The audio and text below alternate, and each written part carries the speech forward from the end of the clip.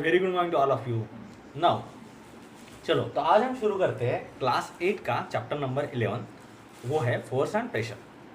अब चलो इसके बारे में कुछ सिंपल बातें जान लेते हैं कि फोर्स क्या होता है और प्रेशर क्या होता है। अब सबसे पहले इंट्रोडक्शनरी पार्ट देखते हैं इस चैप्टर का।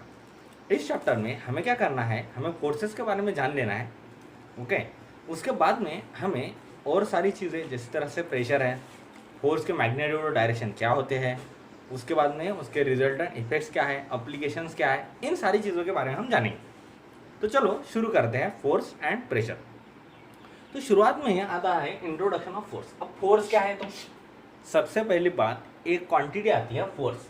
क्या है फोर्स, और फोर्स को हम किस तरह से हमारे डे टू डे लाइफ में एक्सपीरियंस करते हैं।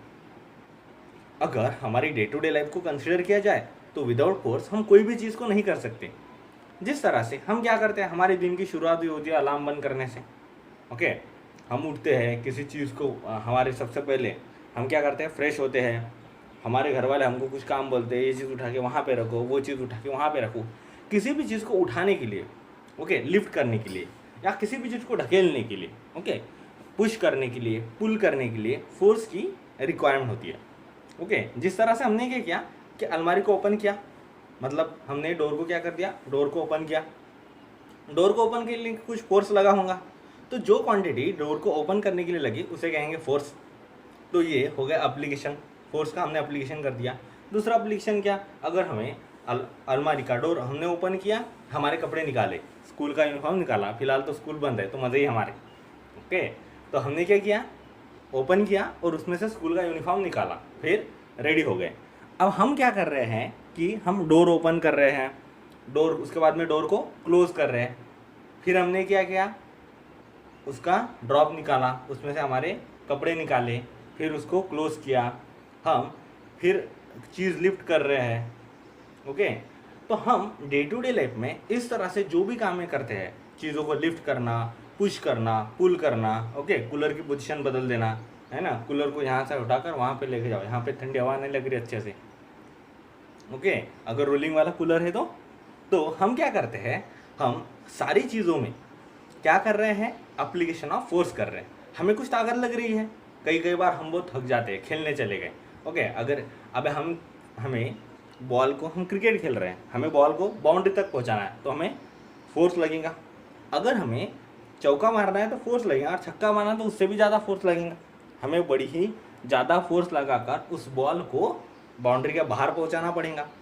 तो ये क्या कर रहे हैं, हम लोग सारे एप्लीकेशन ऑफ फोर्स कर रहे हैं। कोई चीज़ आ रही है, मूवीज़ भी देखते हैं हम लोग, चलो बाहुबली हो गई, बहुत फेमस हो गई, है ना। अब बाहुबली में क्या हुआ कि वो एक सीन आता है जिसमें एक महिषा आ रहा है और यहाँ पे भल्लाल देव क्या कर रहे हैं, उस महिषे को रोक रहा है। अब क्या हुआ कि वो महिषा उधर से आ रहा है, यहाँ पे भल्लाल देव उसको रोक रहा है, तो रोकने के लिए कुछ तो फोर्स लगा होगा उसको मोशन से स्टेट ऑफ रेस्ट में लाने के लिए। अब जब भी हम फोर्स की बात करते हैं तो सबसे पहले आता है चेंज इन स्टेट। अब स्टेट को चेंज करना मतलब क्या है, किस तरह के हम मोशन में फिजिकल स्टेट्स क्या होते हैं। जनरली दो तरह के फिजिकल स्टेट होते हैं, पहली आती है स्टेट ऑफ रेस्ट और दूसरा आता है स्टेट ऑफ मोशन। अब स्टेट ऑफ रेस्ट किसको कहेंगे, देखिए ये जो इंक बॉटल है वो वही के वही है, ये इसकी position with respective to time and with respective to surrounding जो है बदल नहीं रही है। अभी यहीं पर है, 1 2 3 सेकंड बाद भी यहीं पर है। क्या ये विथ रिस्पेक्टिव टू सराउंडिंग इसकी पोजीशन बदल रही है, नहीं। तो ये क्या है, स्टेट ऑफ रेस्ट में if a body do not changes its position with respective to surrounding then it is said to be in rest. ऐसी चीज़ें कि जो अपनी जगह नहीं बदलती उन्हें कहते हैं हम स्टेट ऑफ रेस्ट, या तो हम बोलते हैं एक ही जगह पर स्टेबल चीज़ें। जिस तरह से दरवाज़ा है, ओके, आज यहाँ है तो कल जाके वहाँ नहीं चला जाता अपने आप में, है कि नहीं, तो ये स्टेट ऑफ रेस्ट में हो गया। बोर्ड है, स्टेट ऑफ रेस्ट में है। ओके, अब मोशन में क्या कहेंगे, तो इसके उल्टा सिर्फ, if a body changes its position with respective to surrounding and with time then a body is said to be in motion. जिस तरह से फैन के ब्लेड है, फैन घूम रहा है, फैन के ब्लेड घूम रहे हैं, फैन के ब्लेड्स घूम रहे हैं तो अपनी पोजीशन बदल रहे हैं। अब वो तेज़ी से बदलने लग गए तभी तो हमको हवा जोर से लग रही है। तो ये क्या है, स्टेट ऑफ मोशन है। ये क्या है, स्टेट ऑफ मोशन। तो स्टेट ऑफ मोशन किसे कहेंगे हम, if body changes its position with respect to time and with respect to surrounding, then it is said to be in motion. अब state of rest और state of motion ये पढ़ने के पीछे reason क्या था? हम पढ़ रहे हैं फोर्स। फोर्स एक्चुअली में फोर्स इन दोनों चीज़ों से ही सबसे ज़्यादा कनेक्टेड है। फोर्स एक ऐसी क्वांटिटी है कि वो कोई भी अगर बॉडी स्टेट ऑफ रेस्ट में है तो उसको मोशन में लाने के काम में आ जाता है। जिस तरह से ink bottle state of rest में थी, ये स्टेट ऑफ मोशन में आ गई, है कि नहीं? मैंने जैसे इसके ऊपर फोर्स अप्लाई किया वो मूव होकर उसने उसकी पोजीशन चेंज कर ली। मतलब क्या मैं कहूँगा कि फोर्स का इस्तेमाल किसी भी बॉडी की स्टेट ऑफ रेस्ट को बदलने में होता है।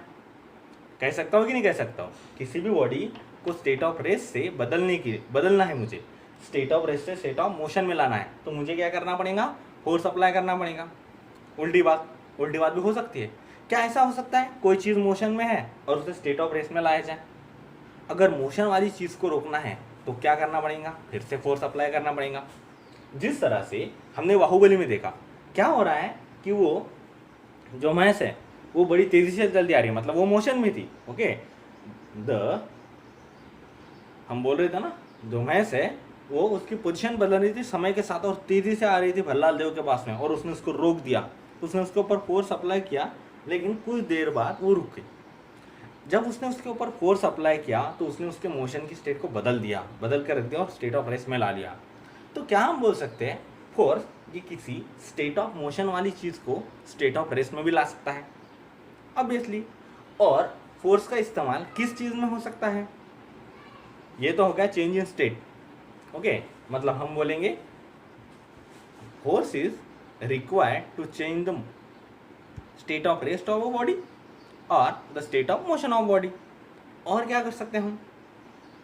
अगर हमें किसी चीज़ की डायरेक्शन बदलनी है तो भी हम फोर्स का इस्तेमाल करते हैं। जिस तरह से हम साइकिल चला रहे हैं सीधे सीधे, हमें टर्न लेना है तो हम क्या करेंगे?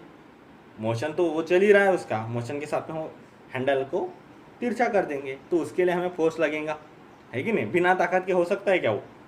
बिना फोर्स लगाए हो इट पॉसिबल है क्या? नहीं। तो हम क्या करते हैं? फोर्स से डायरेक्शन बदलते हैं। फोर्स डायरेक्शन बदलने की काम में आता है। बाहुबली में हमने ये देखा था, वो बैल चला रहा था देवसेना की तरफ, उसने उसका सिंग लेके उसकी डायरेक्शन बदल दी, है कि नहीं? तो फोर्स, जैसे बाहुबली मेरा one of the favourite movie है, इसलिए मैं सबसे ज़्यादा एग्जांपल उसके दे रहा हूँ। ऐसी कोई मूवी नहीं है कि जो विदाउट फोर्स बनती है। समझ में आया क्या? खास करके एक्शन मूवी, उसमें सबसे ज़्यादा फोर्स के एप्लीकेशन बताए जाते हैं। अब देखिए, हम फोर्स की डेफिनेशन क्या इससे कर सकेंगे? हमारे जो 3 एक्सपीरियंस थे उससे। सो हम बोलेंगे force is the agency which is required to change the state of rest of a body if it was at rest initially. Okay, to change the state of rest of body or to change the state of motion of body if it was in motion initially, or to change the direction of body. हम बोल सकते कि नहीं? या तो हम बोल सकते हैं इट इज पुश और पुल, किसी चीज़ को पुश करना और पुश करना, पुल करना। ओके, तो हम ये सारे कॉन्टैक्ट फोर्सेस के बारे में ही जानेंगे। The force is the quantity which is nothing but push or pull. Okay, and it is required to change the state of rest of body. हम ऐसे भी बोल सकते हैं। देखो, फोर्स की बहुत सारी डेफिनेशन तय की जाती है, मतलब बहुत सारी डेफिनेशन आप अलग अलग किताबों में ढूंढ लेंगे तो आपको मिल जाएंगी। ओके, सबसे बेस्ट फोर्स की डेफिनेशन क्या है? It is the agency which is used to change the state of body. Okay, either it was in a rest or it was in motion, or to change the direction of body is called force. समझ में आया? तो ये था force. अब applications of हम forces देखेंगे। Okay, तो हम क्या देखने वाले हैं? हम देखेंगे application of force with the resultant. Okay, application of force with the resultant motions. ये हम कहाँ पे देखे थे? हमने application of force with resultant motions. Okay, तो हमारे डे टू डे लाइफ में हम जहाँ पर भी देख रहे हैं उसके जितने भी एप्लीकेशन देख रहे हैं, ओके, किसी चीज़ को लिफ्ट करना तो lifting is the application. Lift करने के लिए हमें ताकत लगती है तो फोर्स हो गया। ओके, देन उसके बाद में हम क्या बोलेंगे? ओपनिंग द डोर और शटिंग द डोर और क्लोजिंग द डोर। उसके बाद में आप ही बताओ कितने सारे पूरे डे टू डे लाइफ में कि बहुत सारे एग्जांपल्स हो सकते हैं, opening, closing, shutting, lifting, okay, kicking. अगर कोई बॉल स्टेट ऑफ रेस में है, ओके, फुटबॉलर है, जब तक उसको किक नहीं करेगा क्या वो मोशन में आएगा? नहीं। किक करना मतलब क्या है? फोर्स अप्लाई करना। किक करना मतलब फोर्स अप्लाई करना। तो ये हो गए एप्लीकेशंस। समझ में आया यहाँ तक? अब एक बात जो कि बहुत इंपॉर्टेंट है, इस चैप्टर में हम जो फोर्स के बारे में पढ़ रहे हैं, पूरे नेचर में जनरली दो टाइप के फोर्सेस होते हैं, okay, on the basis of interaction, interactive forces and non interactive forces. अब देखिए, ये होते हैं कॉन्टैक्ट फोर्स और non contact force. Contact force मतलब इस तरह का फोर्स जो दो चीज़ों के डायरेक्ट कॉन्टैक्ट से आता है, और non, for example frictional force, without contact frictional force नहीं आएगा। किसी चीज़ को पुश करना है तो विदाउट कॉन्टैक्ट पुश नहीं कर पाएंगे, पुल नहीं कर पाएंगे, ओके, ये बात अलग है। हम हवा मार के कागज के गोले को पुश कर सकते हैं, लेकिन उसमें हवा का कॉन्टैक्ट आ रहा है। देख, ये है पुश और पुल वाली चीज़ें। नॉन कॉन्टैक्ट फोर्सेस क्या है? इस तरह के फोर्सेस है कि जो डायरेक्ट कॉन्टैक्ट की वजह से नहीं, बट इनडायरेक्टली किसी चीज़ के कॉन्टैक्ट में ना आते हुए भी उस चीज़ को इन्फ्लुएंस करते हैं। For example gravitational force. Earth sun के अराउंड रिवॉल्व हो रही है इन सर्कुलर ऑर्बिट, तो क्या ऐसा कोई धागा है या कोई ऐसी चीज़ है जो इसको घुमा रही है?